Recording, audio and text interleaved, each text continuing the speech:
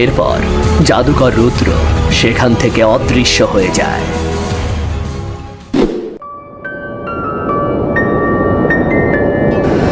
অর্জুন চোখ খুলে দেখে চারপাশে শুধু বালি আর গরম হাওয়া।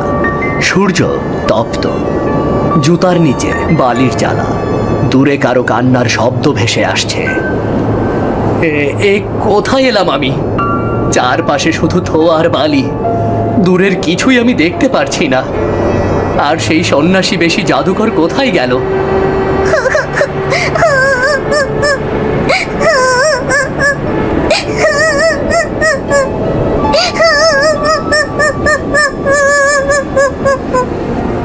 ওটা কি?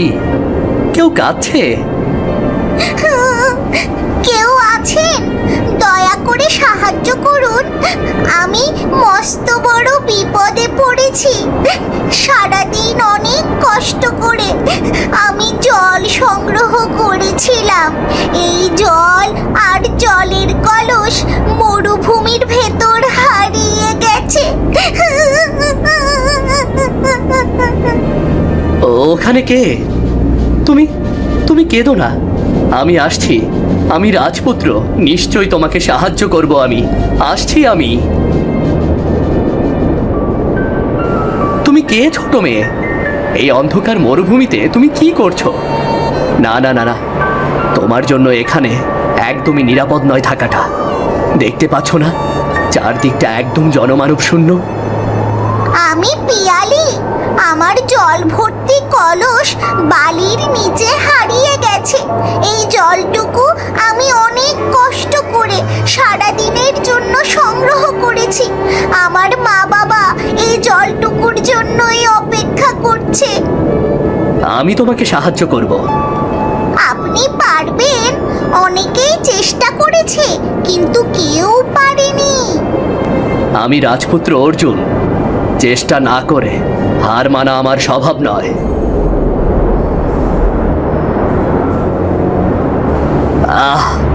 এটা তো গরম, তীব্র গরম। আমার হাত একেবারে পুড়ে যাচ্ছে। আপনি চাইলে চলে যান, আমি অভিশপ্ত মেয়ে। আমার কাছে থাকাটা আপনার জন্য একদম নিরাপদ নয়। এখান থেকে চলে গেলেই আপনার জন্য মঙ্গল হবে। অভিশপ্ত? কিসের অভিশাপের কথা বলছো তুমি? হ্যাঁ, আমার অভিশাপ আছে। যেদিন কেউ আমার কলস উদ্ধার করবে সেদিন সে চিরতরে হারিয়ে যাবে। তবু আমি চেষ্টা করব। কেন? আপনি তো আমাকে চেনেন না। আপনি কেন শুধু শুধু আমাকে সাহায্য করতে চান? সব সম্পর্ক চেনার নয়, অনুভবের। কেউ আগে এমন বলেনি আমাকে। অর্জুন আবার বালিতে হাত ঢোকায়। আলো ঝলমল করে ওঠে, কলস বেরিয়ে আসে, আর সাথে সাথে পিয়ালি সেই বহুরূপী জাদুকরের রূপ নেয়। আমি আবার তোমাকে বোকা বানালাম। তুমি আমাকে চিনতে পারোনি। তবে হ্যাঁ, তুমি সত্যিই সাহসী। এরপর সেই জাদুকর রুদ্র মিলিয়ে যায়। পরের দিন সকালে বারান্দায় দাঁড়িয়ে রানীমা দূরের পাহাড়ের দিকে তাকাচ্ছেন। অর্জুন অনেকক্ষণ ধরে জঙ্গলে ফিরে আসেনি এখনো। বাতাসে হালকা কাঁপন, পাখির ডাক ভেসে আসছে। সেবক রঘু পাশে দাঁড়িয়ে অস্থির হয়ে আছে। কতক্ষণ হয়ে গেল অর্জুন বের হয়েছে, এখনো ফিরে আসেনি। এই অজানা জঙ্গলের মধ্যে সে একা। আমি কেমন করে শান্ত থাকবো বুঝতে পারছি না। মহারানী, আমি সত্যিই ভয় পাইতেছি। আপনি হয়তো জানেন জঙ্গলে অনেক অজানা বিপদ লুকাইয়া থাকে। আমি জানি রঘু, আমি জানি তার সাহস বড়, কিন্তু তার হৃদয় এখনো শিশুর মতো। সে কতটা বিপদে পড়তে পারে তা আমি কল্পনাও করতে পারি না। সে আমার কথা শোনে না। একবার যখন নিজের পথ বাইছে নেয়, আর কেউ তারে থামাইতে পারে না, কেউ পারে না। সে ছোট নয়, কিন্তু এই অজানা জঙ্গলে যা আছে তা তার কল্পনার বাইরে। মহারানী, যদি কোনো বিপদ ঘটে আমরা কি করবো তখন? রঘু, আমরা কি করতে পারবো জানি না, তবে আমি জানি, আমি শুধু চাই সে নিরাপদে ফিরে আসুক। আমি তার নিরাপত্তা নিশ্চিত করতে চাই, কিন্তু তার সাহসী তার পথে বাধা। সে তো জানে না আমি কত চিন্তিত। প্রতিটি মুহূর্তে আমার হৃদয় যেন কাঁপছে। মহারানী, আমরা তারে চিঠি পাঠাই, অন্তত সে জানবো যে আমরা চিন্তিত। চিঠি পাঠানো? সে কি কখনো চিঠি পড়ে শান্ত হবে? হয়তো মহারানী, কিন্তু অন্তত সে আমাগোর ভালোবাসা অনুভব করব। সে বুঝতে পারবো আমরা তার জন্য অধীর আগ্রহে অপেক্ষা করতাছি। প্রতিটি পদক্ষেপে আমি ভাবছি, সে ঠিক আছে তো? কোনো বিপদে পড়েনি তো? প্রতিটি মা তাই চিন্তিত হয়। রাজপুত্র হওয়া মানেই নয় যে আমি চিন্তাহীন থাকবো, তাই না? হ্যাঁ, সে বড় হয়েছে, কিন্তু আমার চোখে সে এখনো সেই ছোট্ট ছেলে যে আমার কোলে বসতো। মহারানী, আপনি কি জানেন, প্রতিটি মাই মনে করে সন্তান কখনোই পুরোপুরি প্রস্তুত না, যতই সে শক্তিশালী হইক। আমি জানি, কিন্তু তার প্রতিটি নিঃশ্বাস আমার হৃদয়কে কাঁপিয়ে দেয়। তার সাহসী তারে বাঁচাবো, আপনি ভয় পায়েন না রানীমা। তার যদি কিছু হয়ে যায় আমি কি করব? আমার হৃদয় ভেঙে যাবে। মহারানী, আমরা শুধু প্রার্থনাই করতে পারি, ঈশ্বরে ভরসা করতে হইব। তাছাড়া এখন আমাগোর হাতে আর কিছুই নাই রানীমা। হ্যাঁ, প্রার্থনা একমাত্র উপায়। কিন্তু রঘু, প্রতিটি মিনিট যেন আরো আরো দীর্ঘ হয়ে যাচ্ছে। সে এখনো আমাদের কাছে শিশু, কিন্তু তার মন বড়। সে নিজের সাহসের ওপর নির্ভর করে, কিন্তু কখনো কখনো সাহসী বিপদ ডেকে আনে। মহারানী, আমরা কি তার লাইগা কিছু পাঠামু, খাবার বা সাহায্য? না রঘু, যদি সে আমাদের খুঁজে পায় তার সাহস ক্ষুণ্ণ হবে। তাইলে আমরা শুধুই প্রার্থনা করি আর বিশ্বাস রাখি সে ফিরে আসবই ফিরে আসে। হ্যাঁ, আমি চাই সে যেন নিরাপদে ফিরে আসে, যেন সে আমার হাত ধরে আবার হাসতে পারে। হ্যাঁ, প্রতিটি প্রার্থনায় আমি তার নিরাপত্তা চাই। প্রতিটি প্রার্থনায় আমি চাই সে যেন হারে না।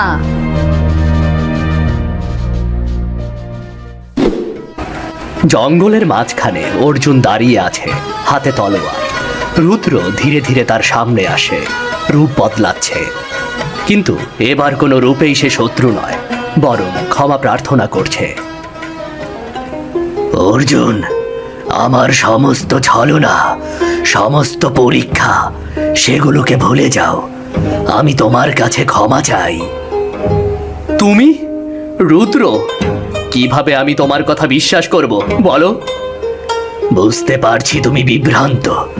আমি সব ভুল করেছি, আর তাই তোমার কাছে ক্ষমা চাইতে এলাম। শুধু ভুল? তুমি আমাকে কতবার ঠকিয়েছ, বিপদে ফেলেছ। হ্যাঁ, আমি করেছি, কিন্তু আমি চাই তুমি বোঝো, সেখানে কোনো অবিচার ছিল না, শুধু পরীক্ষা ছিল। পরীক্ষা? কি পরীক্ষা? কত বিপদ, কত ভয়, কত অন্ধকার আমি দেখেছি।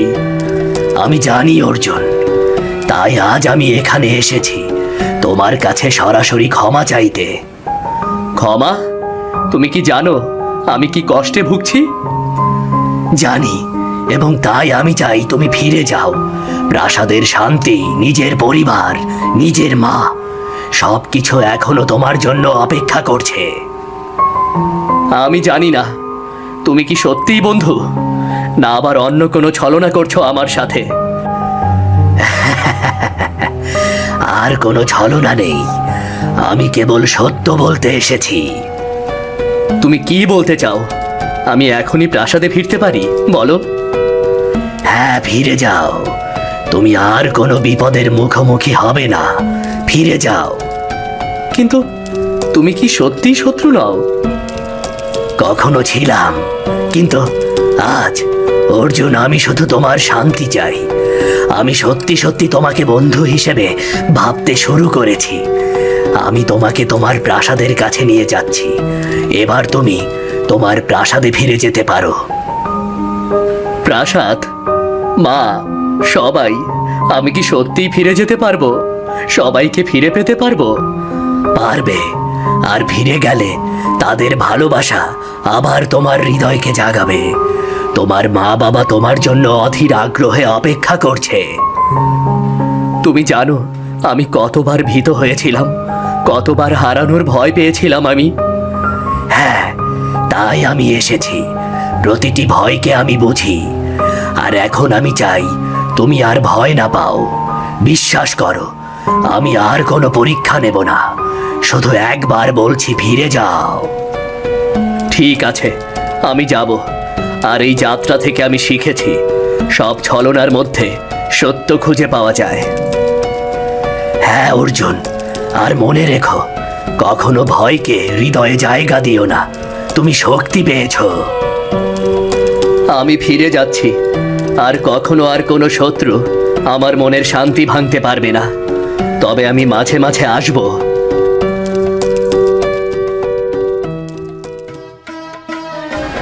অর্জুন রাজ্যে ফিরে এসেছে। প্রজারা বারান্দা থেকে বের হয়ে আসছে। প্রজারা, সেবকরা আনন্দে চিৎকার করছে। রানীমা অপেক্ষা করছেন, চোখে অশ্রু ও হাসি মিশ্রিত।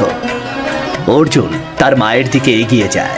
তারপর বহুরূপী জাদুর সব রূপের গল্প শুরু করে। মা, আমি ফিরে এসেছি। সব ঠিক আছে। তুমি আমাকে নিয়ে শুধু শুধু চিন্তা করেছ। দেখতে পাচ্ছ তো আমি একদম ঠিক আছি। অর্জুন, তুমি নিরাপদে ফিরে এসেছো, এটাই যথেষ্ট খুশির কারণ। তুমি জানো না যে কয়দিন তুমি বাইরে ছিলে আমি একদম ঘুমাতে পারিনি। মা, আমি এত দূরে গিয়েছিলাম, বহু বিপদও দেখেছি মা। আমার আমার ছেলে ফিরে এসেছে। তার অভিজ্ঞতা যাই হোক, এখন সে নিরাপদ। মা, আমি যা দেখেছি তা সত্যি অদ্ভুত। একই মানুষ একের পর এক রূপ নেয়। রূপ? অর্জুন, তুমি কি বলছো? তুমি কি বহুরূপী জাদু দেখেছো? হ্যাঁ মা, প্রতিটি রূপই ভিন্ন। কখনো সাপ, কখনো বৃদ্ধা, আবার কখনো রাজকন্যা। রাজকন্যা? তুমি কি সত্যিই দেখেছো? আমাকে তাড়াতাড়ি সব খুলে বলো। তুমি কি রুদ্রের সব ছলনা দেখেছো? হ্যাঁ, সে আমাকে পরীক্ষা করেছিল বহু রূপে। কেউ কখনো চিনতে পারবে না। অর্জুন, তুমি কি কখনো বিভ্রান্ত হয়েছিলে? হ্যাঁ মা, কখনো কখনো মনে হয়েছে আমি হারিয়ে যাচ্ছি। মা, আমি নিজের হৃদয়কে বিশ্বাস করেছি, আর আমার বিশ্বাস আমাকে নিরাপদ রাখলো। তুমি সত্যি বড় হয়েছো। এই অভিজ্ঞতা তোমাকে আরো শক্তিশালী করেছে। তোমাকে নিয়ে আমার খুব গর্ববোধ হচ্ছে। মা, আমি শিখেছি রূপ যতই ভিন্ন হোক, বিশ্বাস ও সততা কখনো বদলায় না। এবং তুমি সেই শিক্ষাকে মনে রেখেছো। দেখবে রাজপুত্র, এই শিক্ষা তোমাকে এগিয়ে নিয়ে যাবে। হ্যাঁ মা, আমি সব রূপের কথা মনে রেখেছি। সাপ, বৃদ্ধা, রাজকন্যা, এমনকি ভয়ঙ্কর ছায়া। এই সব দেখার পরে তুমি শান্ত কিভাবে থাকতে পারলে? সত্যি করে বলো তো বাবা, তুমি সত্যি সত্যি ভয় পাওনি? মা, প্রতিটি রূপই আমাকে শক্তি দিয়েছে, কারণ আমি জানতাম যে কেউ আসল রূপে ফিরে যাবে। মা, তুমি কি রুদ্রকে শেষ পর্যন্ত দেখেছো? হ্যাঁ মা, শেষ পর্যন্ত ক্ষমা চেয়েছিল, আর আমি তার কথাই বিশ্বাস করেছি। তোমার এই ধৈর্য ও বুদ্ধি আমাকে গর্বিত করছে অর্জুন। মা, আমি শিখেছি ভয়কে হার মানাতে হবে এবং বিশ্বাসকে নিজের শক্তি বানাতে হবে। আমার অর্জুন, তুমি সত্যি প্রাসাদের আলো, সাহস ও শান্তির প্রতীক।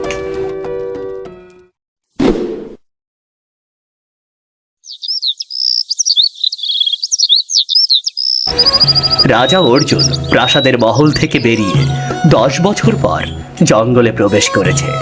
প্রজাদের শান্তি ও নিরাপত্তা নিশ্চিত হয়েছে।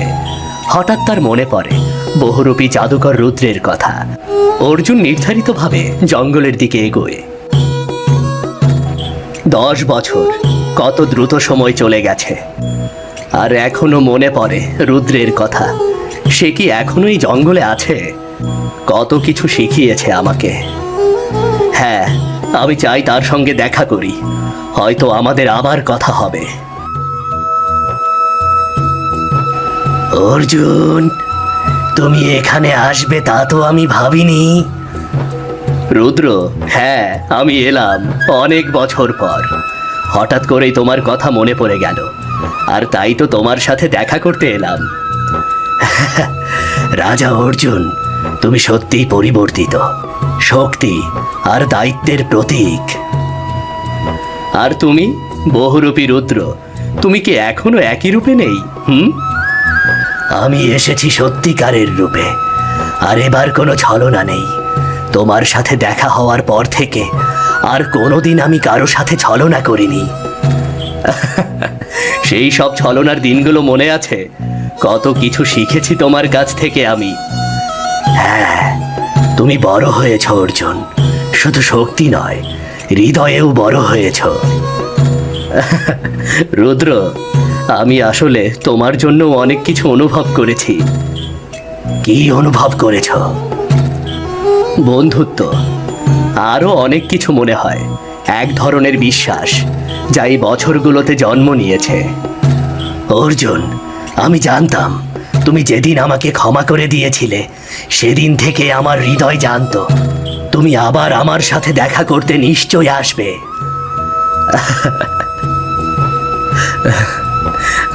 আমরা কি কখনো ভাবতাম যে রাজার বহুরূপী জাদুকর এই জঙ্গলে বন্ধুত্ব করে তুলবে?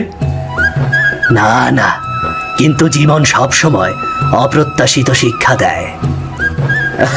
তোমার সাথে আবার দেখা করতে পেরে ভালো লাগছে। আমারও। এই 10 বছরে তুমি অনেক বড় হয়েছ।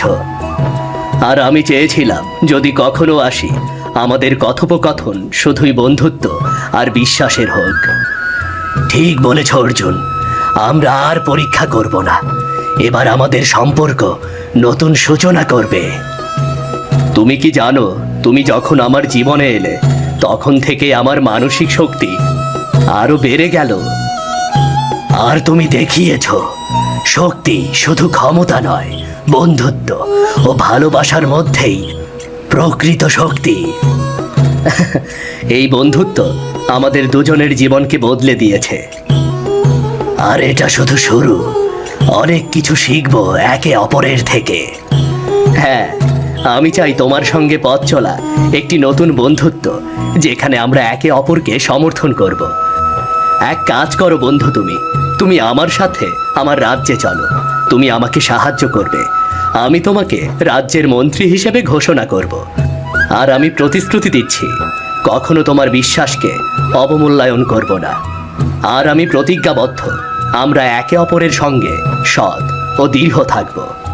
ঠিক আছে, আমি তোমার সাথে তোমার রাজ্যে যেতে চাই, কিন্তু তোমার মন্ত্রী হওয়ার জন্য নয়। এখন আমরা শুধু বন্ধু নই অর্জুন, আমরা একে অপরের জীবনের অংশ, শক্তি, শিক্ষা এবং ভালোবাসার অংশ।